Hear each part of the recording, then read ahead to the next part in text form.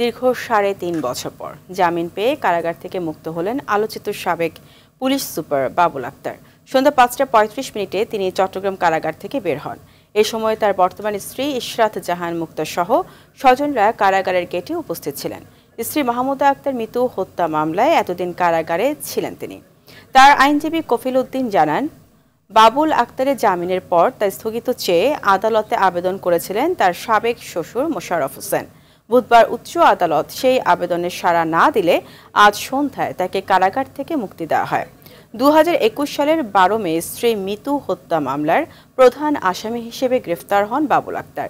এই ৩.৫ বছরে তিনি বেশ কয়েকবার জামিন আবেদন করলেও তা না মঞ্জুর করে দেন আদালত। অবশেষে গত ২৭ নভেম্বর বিচারপতি মোহাম্মদ আতোয়ার রহমান ও আলী রেজার হাইকোর্ট বেঞ্চ তাকে জামিন দেন।